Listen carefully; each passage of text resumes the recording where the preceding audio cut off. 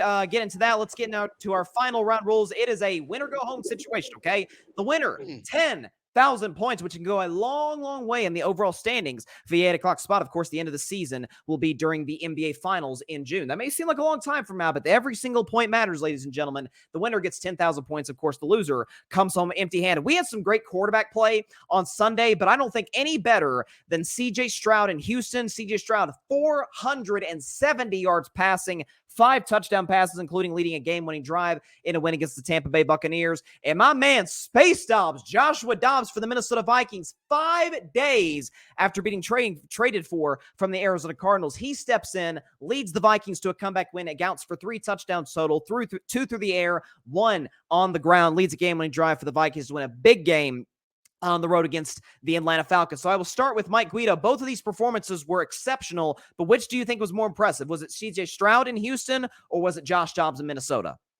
Yeah, I definitely think it was C.J. Stroud. And listen, you have to give kudos to Josh Dobbs because this first week in the offense, he didn't even start the game, right? But the thing about Josh Dobbs is that I think we're kind of losing sight. He did fumble 3 times and lose 2 of them. So there is part of that needs to kind of be thrown out there. But C.J. Stroud did something that was really unprecedented. And this is not a Tampa Bay Buccaneers defense that's sorry either, that has a good pass rush. They have a secondary that takes the ball away. They have crazy safeties over there in Tampa Bay. And C.J. Stroud is really doing all of this without really premier weapons, if you're looking at it, right? Dalton Schultz is more of a possession receiver. Noah Brown was not a big-time receiver in Dallas at any point. Listen, his best receiver to this point is a third-round pick in Tank Dell. And what he's done this year has been absolutely phenomenal. Guys like Nico Collins, a lot of these guys are guys you haven't even heard of before this season. That's because of C.J. Stroud. He set the NFL. Let me read it right here. He set the NFL single-game rookie passing record with 470 yards. That was previously held by Andrew Luck, by the way, in that same division.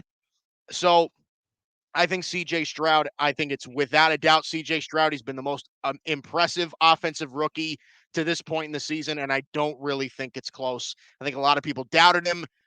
I think he's doing really, really well. And listen, you can't come up with enough words to describe it. He's playing really well right now for the Texans.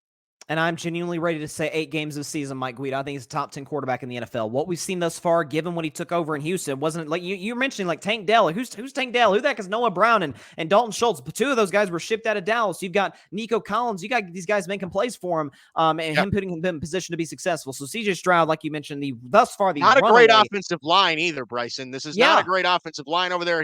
There's a lot of defensive head coach D'Amico.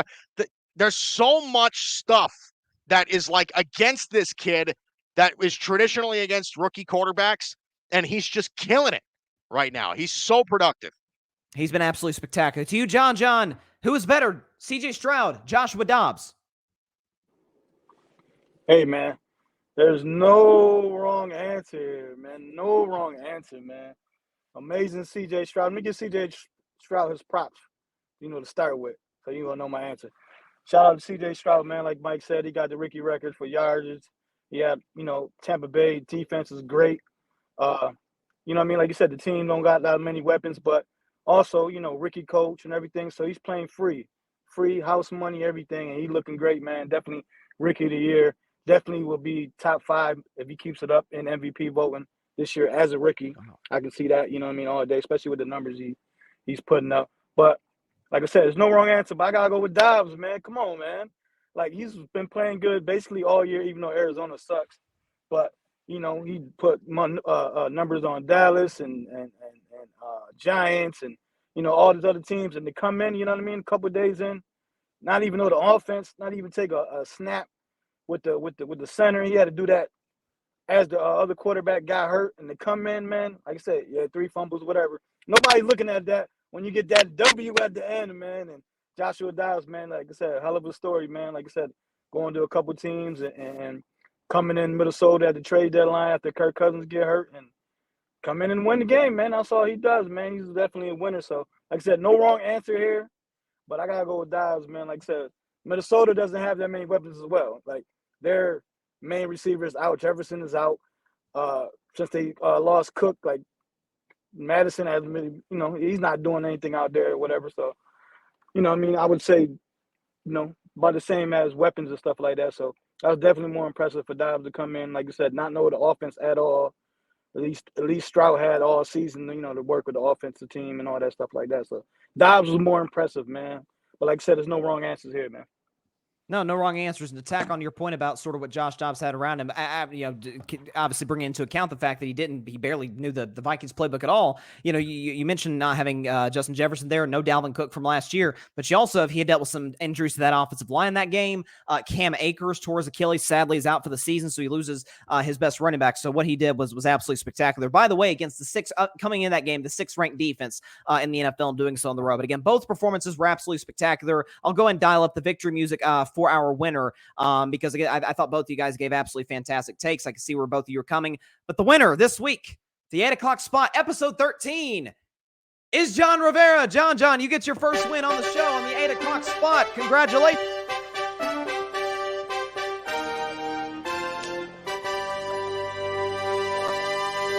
Hey. First-time champion, John. How you feeling? This is how winning feels, you know what I mean?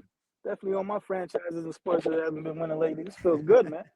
Definitely like the music, you know what I mean? Definitely. Third time's the charm, as I said, to lead the show, man. Third time's the charm, baby. Yes, sir, man. Congratulations to you. I'll bring Alfred back in the fold here, and I'll ask Mike, sir. I know you were able to defend your crown this week. How are you feeling? I thought you gave a great take, for the record. I think the sole purpose why I lost this one is because Josh Dobbs played for Tennessee. No. I think that's kind of the reason why. Listen, all respect to John, man. Obviously, I love you, but I don't know, man. I think Tennessee had something to do with this. I'm just saying. John, Mike, I'm dealing with 2 Yankees fans here in the final round. It was already a lose-lose situation for me. Okay, so let's just tone it back with my bias, right? I mean, of course, I'm not like I love Josh Dobbs only because he went to Tennessee. I mean, he is a, you know, if as I heard someone say today, if football was rocket science, Josh Dobbs would be the best player in the league. I mean, he's a genius off the field. He's clearly a genius on the field for the way he did yesterday. But again, John alluded to it. I don't think there was a wrong take. I think C.J. Stroud was excellent in that game against the Tampa Bay Buccaneers. But again, great take by you. Alfred, good stuff by you as well. That is it for this edition of the 8 o'clock spot here on the Grid Network. Be sure to tune in next week at 8 p.m. Eastern, 5 p.m. Pacific time on Twitter and on YouTube, both on the Grid Network. And of course, be sure to go subscribe to the Grid Network on YouTube. Follow us on all of our social media platforms. Follow all of our incredible content creators on their social media platforms. And follow John Rivera. He's not a member of the Grid, but follow the Fan Perspective Podcast on social media. Subscribe to their YouTube channel. They put up some great content over there. John's great guys. So is Mike Guido. So is Alfred Parser Jr. Great performance by all 3 of you in this game. We'll see y'all next week. Unlucky number 13 was very lucky for John, and a fun episode overall. So see y'all next week. Sir. Stay safe out there. God bless you all, and peace out. Peace.